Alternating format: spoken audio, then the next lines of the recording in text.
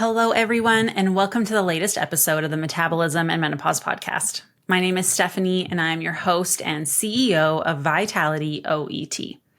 We are a women's nutrition, health, and fitness coaching company that focuses predominantly on women's hormones, particularly as they start going through perimenopause and onwards. We know that you start experiencing so many changes in this time of your life, whether it be the hot flashes, the night sweats, irritability, brain fog, or waking around the middle. That seems to have come out of absolutely nowhere, despite you not changing anything. So you go back to those tried and true methods of cutting calories, cutting carbs, doing a bunch of cardio, yet it feels like nothing is working. You are putting in all this effort and you're just moving backwards. But we know now that your body is inherently different now that you've gone through these hormonal changes. So our mission here at Vitality is to really help you understand how your body changes in this time of your life, so you can reach those health and fitness goals, feel in control and at home in your body again, live a life full of vitality, and really understand how to take care of this new body of yours. So today we are talking about something that I've wanted to do for a while, but I wanted to do some research first. And it was also very challenging for me to write because cancer is what took my mom's life. And it came very quickly, very suddenly out of nowhere. We had no time to prepare. So today we're going to be talking all about cancer and women and how we're at an increased risk of developing cancers. And I just want to, share a little bit about my mom's story first, about what happened to her, and then dive into, some of the statistics and some of the causes and how can we reduce our risk. And, it's something that's near and dear to my heart. So I just really wanted to cover a podcast on this. So about my mom, we grew up in a very stressful environment. My mom was a very perfectionist type of person. She always wanted to do the best that she could, really cared what other people thought about her, always wanted to do good by others, right? She was a mom. She loved being a mom. She loved taking care of people, but that was her life, was taking care of people. She always put others first, didn't like to rock the boat. She was very much the kind of person that would, do anything for you, but also not disrupt the peace, right? That's how she was. Didn't want to bother anyone at all. And so my mom, when we were growing up, my dad ended up being not the best person, not who she thought she married. And long story short, there was a lot of abuse, a lot of isolation from friends and family. He owed a lot of people money. He was physically abusive, emotionally abusive.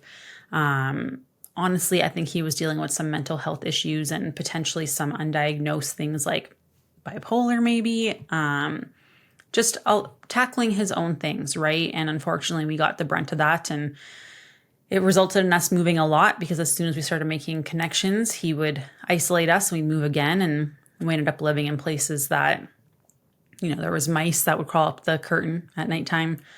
There'd be mold in our windowsills.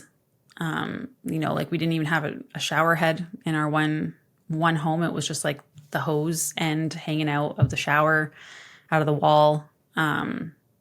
It was tough, but my mom always tried to make the best of a crappy situation, always trying to diffuse things. And I'm looking back now, realize that I probably made things harder by challenging my dad and, trying to protect her as well. And it ended up being a whole thing. And my mom finally decided to leave him when I was in university.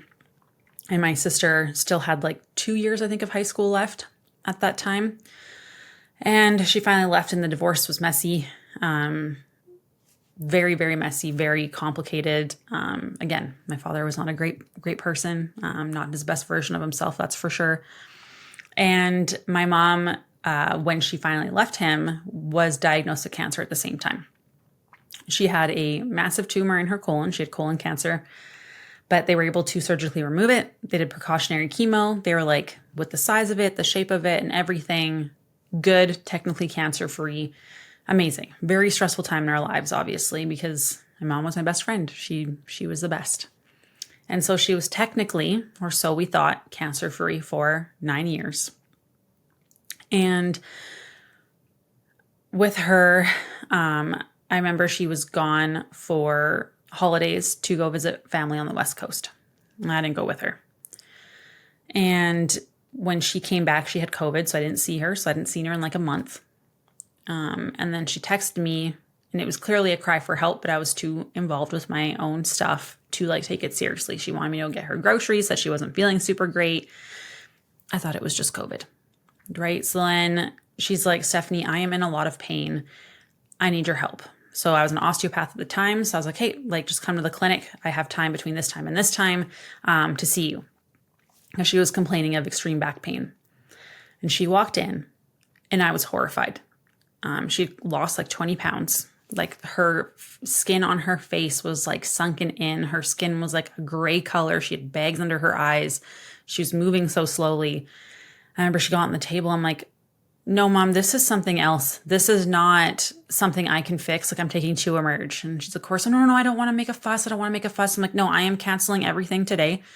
I am taking you to Emerge. And so my mom, before this, for 6 months, had been having trouble breathing. And my mom was a very active person. She was someone who would cycle all of the time. Like she would go for 2-3 hour walks and was very healthy. And then all of a sudden she started like having to catch her breath when she would get to the top of the stairs. And the doctors were like, oh, it's asthma. It's asthma. I'm like, asthma does not progress this quickly. How can you go from riding your bike one day to not being able to walk up the stairs the next? It doesn't make sense. But because it was COVID and, we were all doing whatever. She didn't get the care that she needed. I really pressed because I knew that colon cancer, if it spreads, goes to lung or liver. And so I really pushed. And she was like, no, I don't want to bother them. They said it's just asthma. I don't want to bother them. I was like, Mom. So then so she came into the clinic and I took her to emergency. And I was like, you guys have to check her. Like, can you just do a scan? Like she had colon cancer 9 years ago. If it spreads, it goes to lung and liver. They're like, well, there's no indication to do a scan because, like her colonoscopy and stuff came back clean. I'm like, can you not just do me a solid? She's having referred pain to her back. She's been struggling to breathe. Just please give me a scan. And they're like, no, like that's very unlikely. And I was like, I'm not leaving. Like, I'm not leaving. They did the checks to see if she had I think, well, maybe she fractured herself, So they did a scan, didn't see any fracture, but I guess something came up on the x-ray that was interesting to them. So then they did me a solid and finally did an ultrasound. And the ultrasound showed that her whole left lung was collapsed for Lord knows how long because she had a baseball-sized tumor completely blocking her entire airway on the left side. And that was the day I knew I was going to lose her. My mom was like, maybe they said it's maybe just like a mucus thing. And I was like, Mom, come on. But again, doesn't want to be a bother, doesn't want to see me upset, right? So then they did more testing on her and it was everywhere. Spots on her liver, her spine. She had tumors in her brain. And that's ultimately what took her life. From the day that I took her into the hospital, she died less than 3 weeks later and was unconscious for the last few days. Sorry. I always think I'm going to be able to trudge through it because it's been a few years, but apparently not. And this is why it's so near and dear to my heart, because this happens to people all the time. And if people would have listened to some of the warning signs, if people would have known more of the risks, if she would have known some of these things, could have things been differently? I don't know, right? But this is something that affects a lot of people, right? So when we look at the statistics in Canada, for example, just some general statistics, in 2024 alone, it is estimated that 247,000 new cases of cancer are going to occur. And 88,000 of those are going to be cancer deaths. That's projected for 2024 by the Canadian Cancer Society. Approximately 90% of new cancer cases are diagnosed in individuals aged 50 or older. 90% of new cancer cases are diagnosed in individuals 50 and older. Perimenopause, menopause, right? Breast cancer. Estimated cases in 2024 is 30,000 among women. Breast cancers account for about 25% of all new cancer cases in Canadian women. Then we look at the United States. In 2021, approximately over 1.7 million new cancer cases were reported. The lifetime risk of being diagnosed with cancer is about 40.5% for both men and women. Breast cancer specifically, in 2024, an estimated 272,000 new breast cancer cases reported among women in 2024. Breast cancer remains the most common cancer in the United States for women, with a lifetime risk of about 12%, which is 1 in 8 women. That's a lot. This is something that I personally want to see change, because too many people are losing their moms, their best friends, their siblings, their aunties. Too many of us end up leaving this earth far too early with love that we never got to fully give, missions and purposes that we were never able to live out, missing out on milestones of celebrations with our children and grandchildren, like, weddings, birth of babies, right? That's my story. Or maybe we just get stuck on the sidelines, just watching, not participating because we're not in good health, or we're undergoing grueling treatments and we're just missing out, even though we're there. And menopause, whether it's natural or it's induced surgically or chemically, can absolutely affect a woman's risk of developing certain types of cancer. Studies support that. We see this all the time.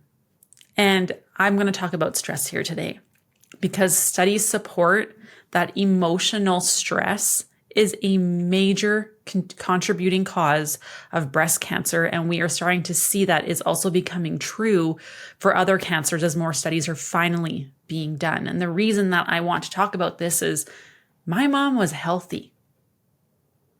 My mom was healthy. But I 100% believe that it is the emotional stress from 20 years of being in a horrific marriage and terrible living circumstances, feeling isolated and alone and not sharing, not having the boundaries, is what ended up manifesting this cancer. And so not all stress is bad and going to increase your risk of chronic conditions, right? Like there's acute stress, which is like immediate short-term response to threat. That's supposed to happen. But what we're seeing is this chronic stress, this activation of our stress response system over a long period of time when a person is exposed to stressors that cannot be escaped. And usually they can't be escaped due to two things. One, you don't even recognize those things as stress.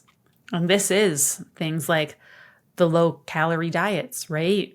All the multiple diets that you've done, doing crazy amounts of exercise or lack of sleep, or been fasting forever, right? Grinding at work, rushing, or saying this is just how life is. It used to be worse before, right?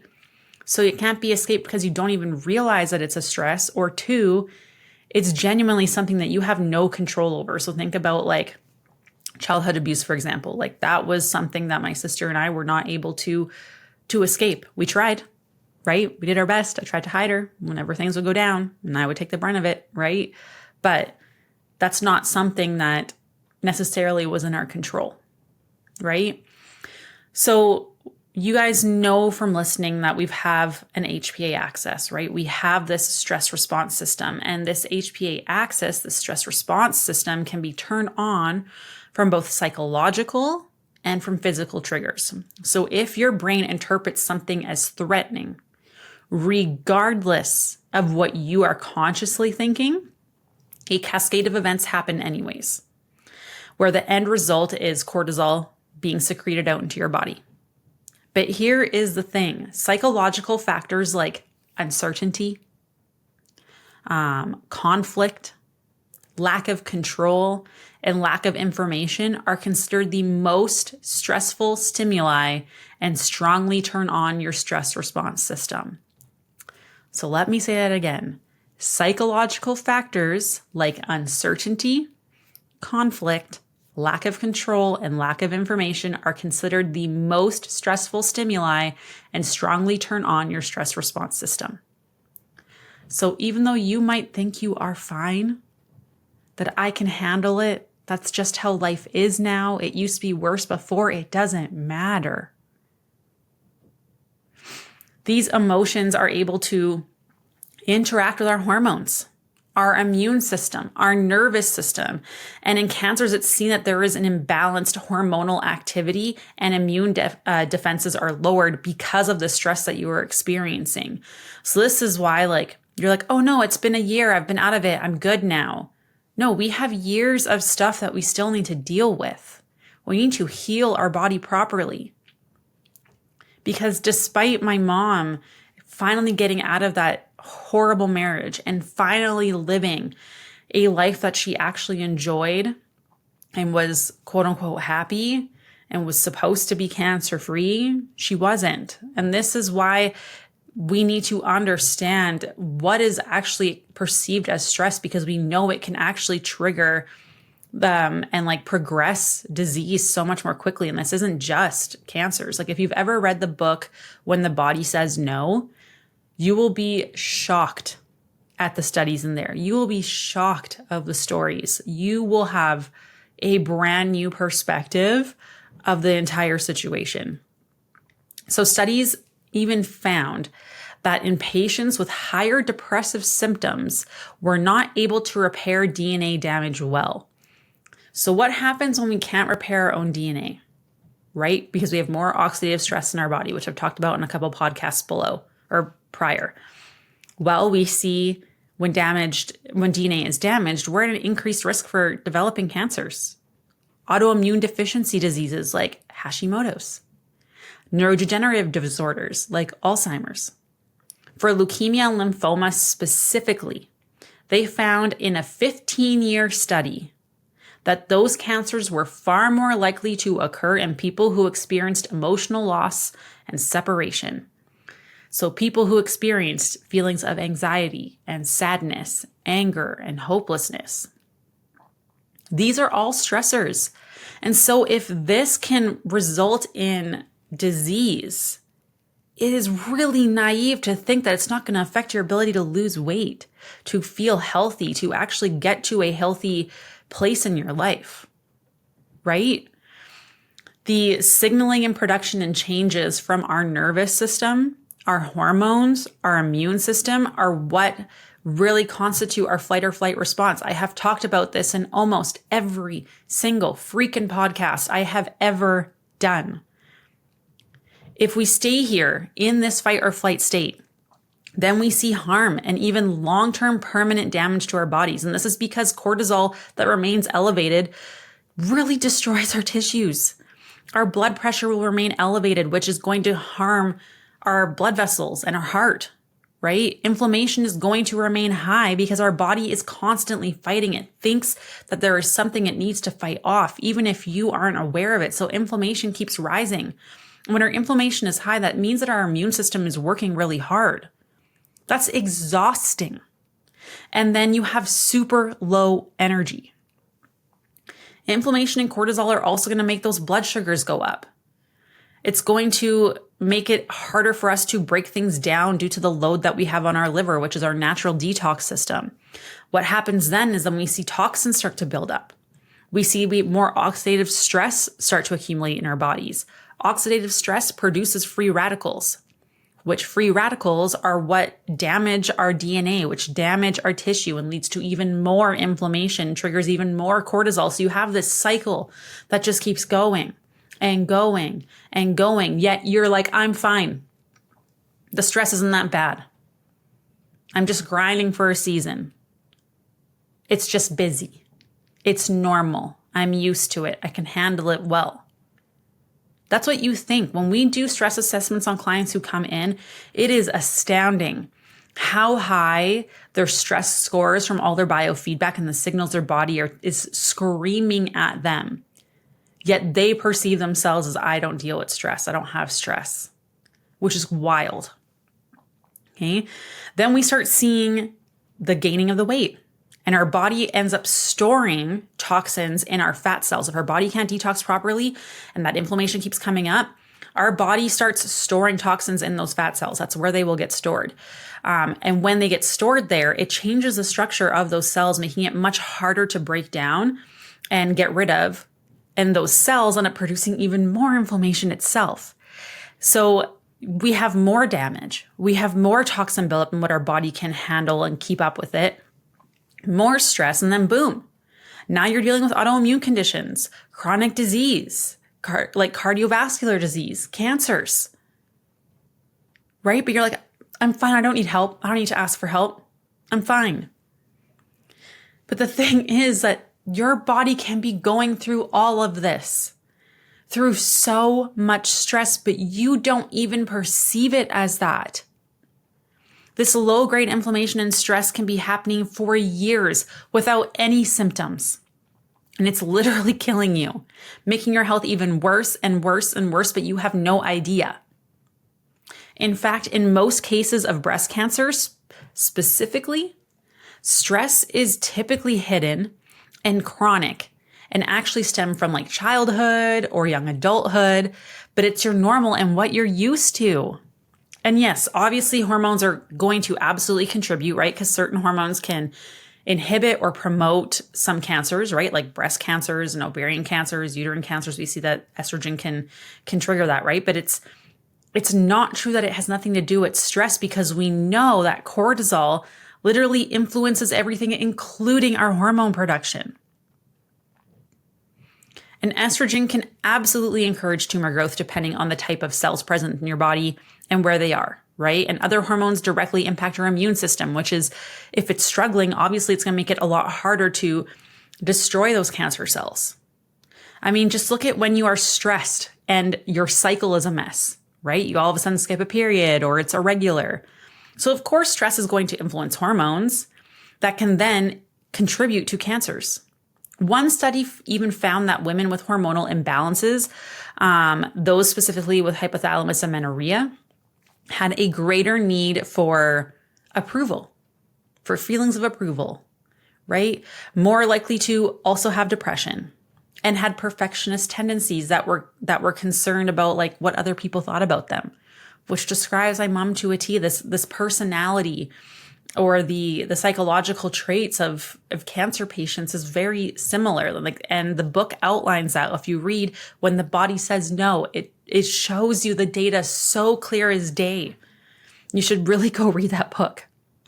The case for stress is so strong that in one study, psychologists interviewed patients. This is a wild stat. Like, please listen to this one.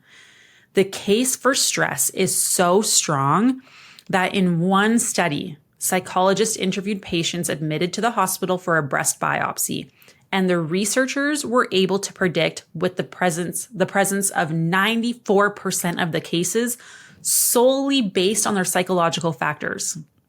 They didn't need to do anything else. They just knew you were there for a breast biopsy. They got you to fill out their assessments, and from those assessments, they were able to predict with 94% accuracy who had cancer from those psychological factors.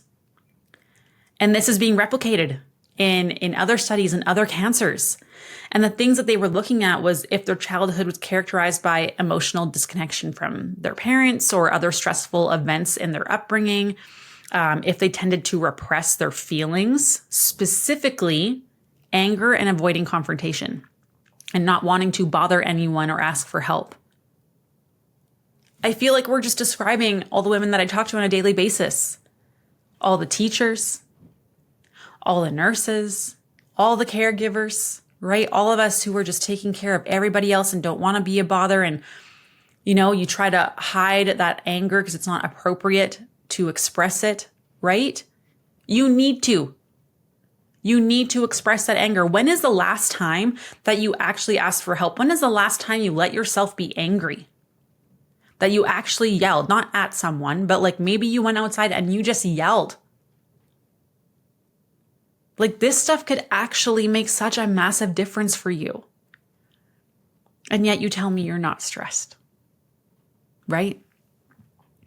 All of this stress acts on your HPA axis, which is going to regulate hormones, and it can create a host, aka you, into an environment that is either receptive for the growth of cancers and the spread of cancers, or it can be a hostile place for growth where it can't survive.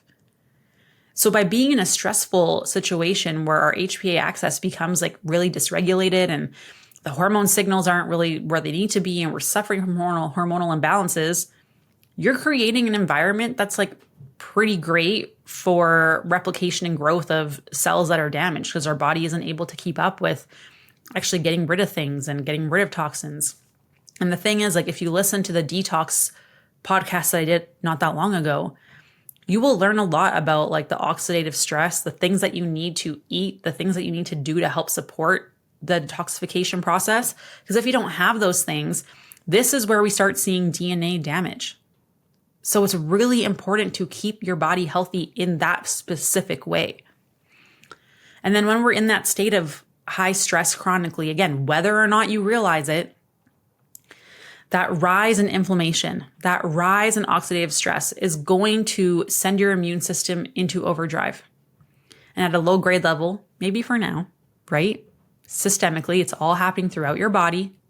And then it gets so busy and it's so confused just being on high alert that it can't even recognize and target those cells that need to be getting rid of, right? To prevent that cancer from spreading.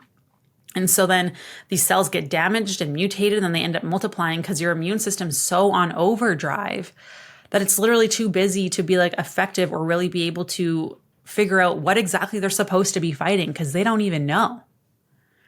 And the growth rate of cancer depends on what is happening in the life of the person. This was a sentence that I had to highlight that came out of that book specifically. The growth rate of cancer depends on what is happening in the life of the person. When I was reading this book, I just felt like I was reading about my mom. And I was like, more people need to know this because healthy people get cancer all the time. People who are of healthy weight, people who are fit, who have never smoked a day in their life, who don't drink, who don't eat junk food, and they're getting cancer. And people are like, why? This is why. Because you can be doing all the right things. And if you're not addressing the stress, you're just creating the perfect ground for it to breed, to grow. And the whole like, I feel fine, this is normal attitude is really just a repression of your freaking emotions. And it is actually a massive risk factor for cancer specifically.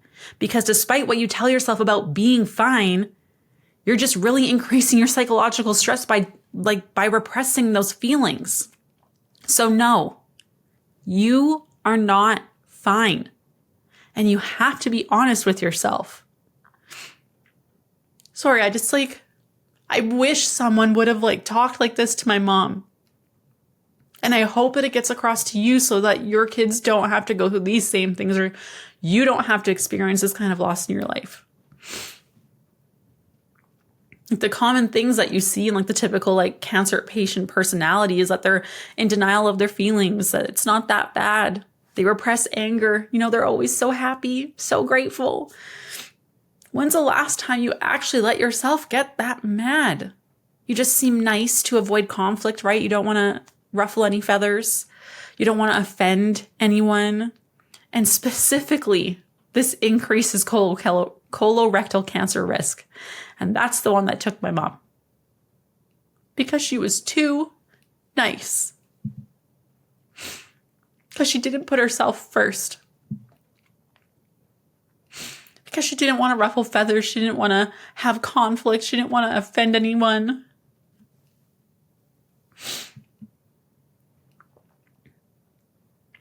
So now that we've confirmed that stress, in fact, is a problem, and that it is a driving factor when it comes to cancer, where does perimenopause fit in? Because I'm sure you've been wondering. Well, we know that stress is going to impact your hormones, and hormonal imbalances can create the perfect home for cancer cells. When estrogen starts to decline, what happens? If you've been listening to my podcast, you know. When estrogen starts to decline, cortisol can increase much more quickly. Your stress tolerance decreases. So before you had this dinner plate and you could handle, quote unquote, I'm fine, all this stress on your plate, estrogen goes down and now you have a side salad plate. Maybe it's even a dessert plate by now.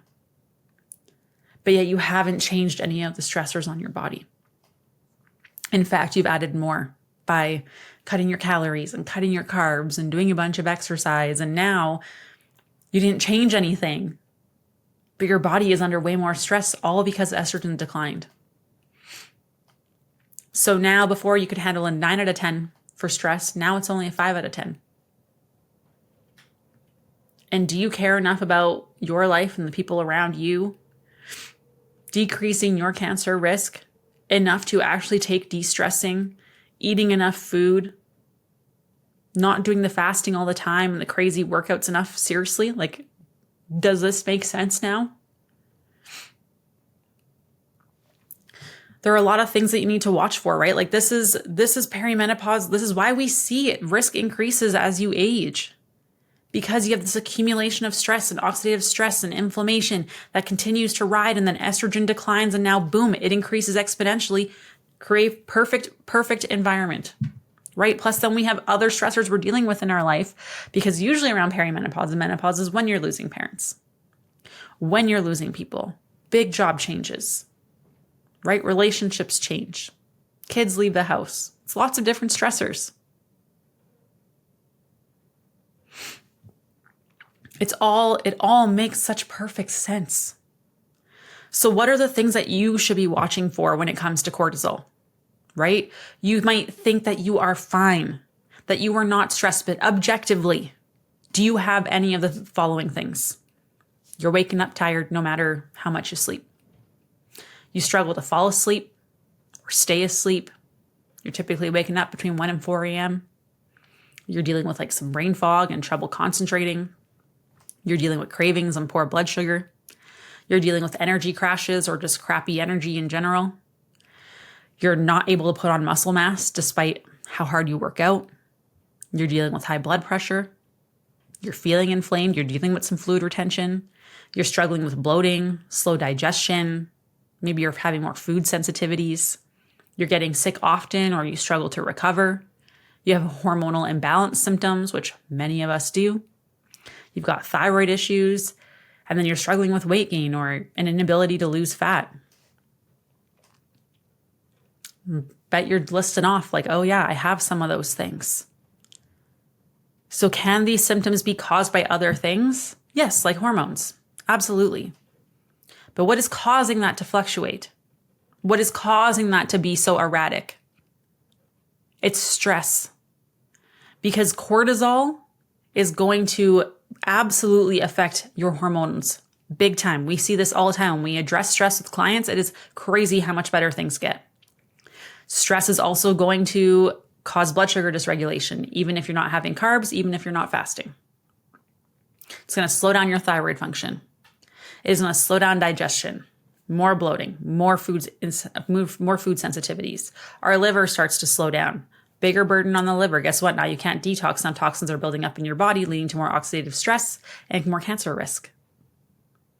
Right? And when estrogen goes down, that's also a part of helps support antioxidants, which help combat those free radicals from the oxidative stress that trigger cancer. Right? That are progressing that. So do you have these symptoms? Because what are those symptoms caused by? Okay, what's causing that? Stress. Stress. Your body is begging you to listen. My mom's body was begging her for years. Years. She was exhausted. She had times where she was all of a sudden struggling to lose weight. Her sleep wasn't good. Mental health was not that great. I mean, we had my dad, right? That was part of the problem, right? But she wasn't sharing. And yet, despite your body begging you to listen, all those things I just listed off, you know you are struggling. You know you are. And yet you are also struggling with the weight, right? That's the one symptom that people like. That's the big one. And yet, what are you doing? You're cutting calories, you're cutting carbs, you're doing a bunch of crazy exercise, you're fasting all the time, having coffee on an empty stomach, eating a protein bar as a meal, you're skipping meals. These are all stressors on your body. And then on top of that, you're also working through your lunch. You're staying up late, scrolling through your phone, watching all the negative stuff on the news, social media. You're always rushing. You never think to slow down because you have to be productive these days, right? You don't eat enough protein. You go to sleep late. You're always going through the drive-through, eating processed foods, or you're just binging in the evening because you don't feed yourself during the day. All of those things are going to raise cortisol. All the things that you are doing to try and lose weight on top of the stressful life that you have are all just cortisol on top of cortisol, on top of cortisol, on top of cortisol. And then on top of that, you're lonely. You feel hopeless. You're stuck in a job that you hate. You're not connecting to your partner. You're dealing with grief. You're dealing with trauma. You are taking care of other people all of the time. Your kids have moved out, which we know all of that is going to increase your stress and cancer risk. And again, the ability for our cortisol to increase is so freaking easy once estrogen starts to decline. And yet you still push. Because eating less and the fasting and the crazy exercise, all that stress is somehow going to make you feel less stressed and somehow give you more energy and somehow make you healthier. And so now I know a lot of you guys are like, well, what do I do to decrease the stress, right? How do I do that? How do I decrease the stress? I hope now, but if you didn't take the stress stuff seriously when I was talking about your metabolism and weight loss, that you take it seriously now because this is literally your life that we're talking about here. So how can you reduce the stress? Because healing and trauma, healing from grief, that's going to take work. That's going to take time, right? I can't just quit my job. I can't suddenly have money to pay off all my debts. I can't fix the relationship with my family by a snap of my fingers, right? No, you can't. That will take time and that will take work. So we need to also work in another category that can help reduce stress a lot more quickly, right? To help really turn things around for you. So how do we do this? We learn to buffer stress through your nutrition and your lifestyle to bring your hormones into a better place, to reduce your inflammation, to support that stress response system, which also, by the way, is going to help improve your metabolism anyways, which is going to help you lose weight. But it's also going to create an environment that is a place where cancer is a lot less likely to occur. And even if you had cancer already, even if you are on estrogen blockers, reducing stress from the body is essential, if not more. Because now you are dealing with issues from low estrogen like more inflammation and oxidative stress. Those increase when estrogen goes down. So you have to make these changes. You need to eat enough food. This is easily the most simple thing that you can do. Eat enough food that your body is not stressed. If you don't know what that looks like, just message us or book a consultation call and we will figure that out for you. Your life is too valuable to not actually know how much you need to be eating to help lower stress so this doesn't become you. That is why we do it for free. Number 2, have your freaking breakfast. Eat enough food, eat your breakfast. Quit the fasting. Just eat your breakfast. Protein and carbs. Number 3, eat your freaking carbs. Carbs lower cortisol. You need carbs at every single meal. And I'm not talking about donuts. I'm not talking about chips. I'm talking about having your whole grains, beans, legumes, having rice, quinoa, potato is amazing for you. Have your carbs. Eating mostly whole foods. Processed foods are going to increase inflammation and thus cortisol. You know what else is not a whole food? A protein bar. We can't be relying on these things as meals. We need to eat mostly whole foods. It's a glorified chocolate bar. Yes, there's more protein, but it's also highly processed. Hydration. This is really important because dehydration will cause bloating and inflammation and also does not allow your body to get rid of toxins as easily. So drink water. Walking and strength training, amazing ways to build up muscle, to help support blood sugar, to, get blood moving, to keep metabolism high. This is also very important. Prioritizing your sleep, going from 6 hours to 7 to 8 hours will make a massive difference. When cortisol goes down, our sleepy hormone melatonin goes up, right? So better sleep. This is where we can have that bedtime snack that makes a massive difference. So having a slow digesting carb with either fat or protein is going to be amazing for this. Amazing for this. We have a bedtime snack guide actually that you can message me for as well. And having that like an hour before bed lowers your cortisol, increases melatonin, stabilizes your blood sugars through the night, and you are solid. When we get enough sleep, we see more antioxidant production produced, right? Because melatonin is an antioxidant, which helps with those free radicals to help decrease the damage of our cells. Our body can repair itself better when we're actually getting enough sleep because our growth hormone goes up when we're having good quality sleep. We also see blood sugars are in a better position as well when we're getting enough sleep. Our hunger cues are better when we're having enough sleep. And those blood sugar swings can trigger more inflammation. So sleep, I cannot tell you how critical it is to being successful, to being healthy. The next one is doing feet up and deep breathing. You have to get your body out of fight or flight. So this is where laying on the floor or in bed, feet up on the wall, so you're making an L shape.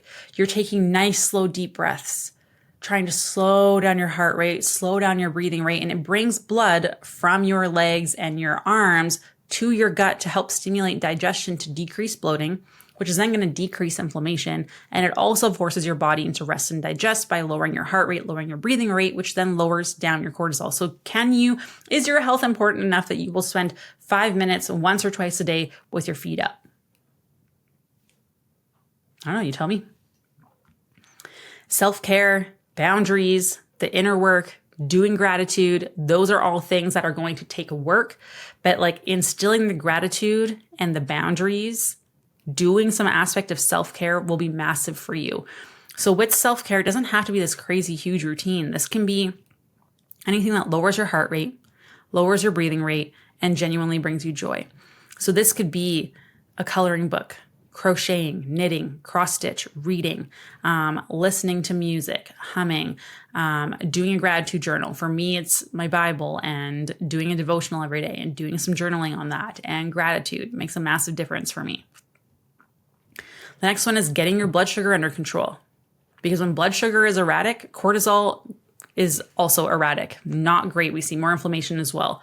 So I told you how we need to have carbs at every meal, but then you're like, okay, but how do I keep my blood sugar in check?